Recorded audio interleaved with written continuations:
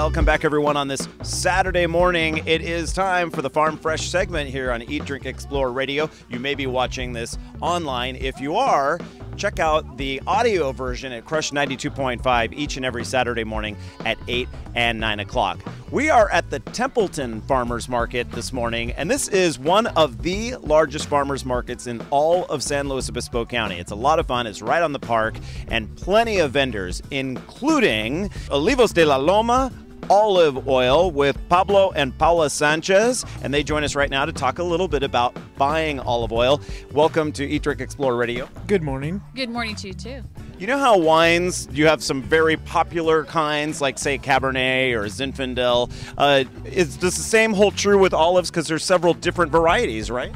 And that kind of depends on your palate. That's what I always tell people, too. We have a nice Tuscan blend. It's a nice mild blend, but some people it's a little too mild, so they want to go to something more bitier.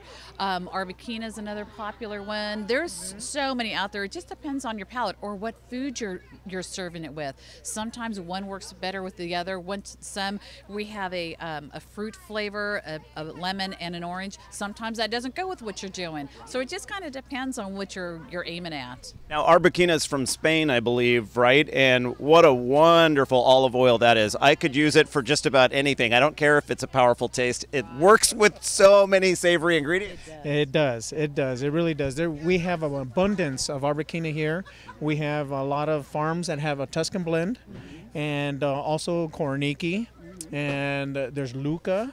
And there's just an abundance here in Paso Robles. Now, let's talk extra virgin, because that's what you typically look for on the label, and it actually means something, right? You have to follow the letter of the law with this? Correct. You have to get it analyzed. And by the time you get it analyzed, what they do is distinguish how many, the count of polyphenols.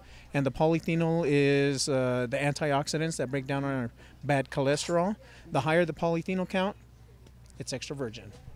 And what is it?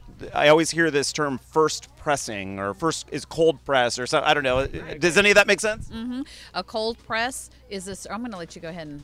Well, the cold pressing has a certain amount of degrees when they're in the malaxer.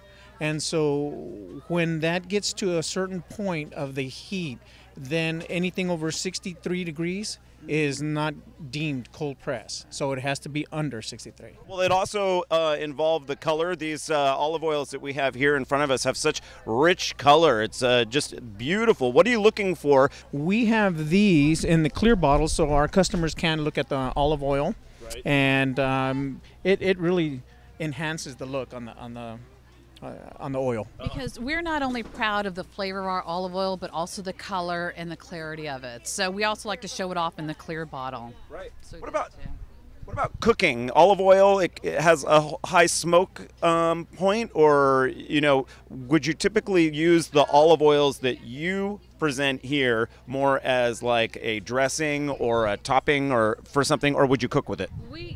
We do a variety. I use it as a finishing oil. One of the biggest things I would suggest is our next door neighbor here. I use their seasonal vegetables and drizzle it on top after. That has a nice flavor. I bake with it too. We have a nice blood orange that I make brownies with.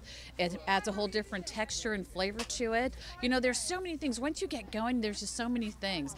I use it for a really quick stir fry because you're right, the heat content. So it's got to be super quick. Yeah. Super quick. Well, you can just get lost with recipes and great things that you can do at your local farmers market, and that is why we feature people like Pablo and Paula Sanchez with Olivos de la Loma. Did the name change on this orchard? We did. We had formerly Rancho Los Olivos.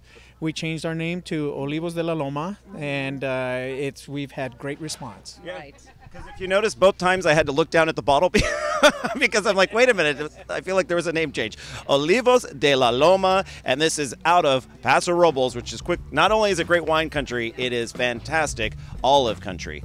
All right, stick around, everyone, because we have a lot more on the live version of Eat, Drink, Explore Radio on Crush 92.5 FM, or you can always find us online as well at eatdrinkexplore.com. For now, it's your Farm Fresh segment. I'm Randall White, and we're back with a lot more in just a moment.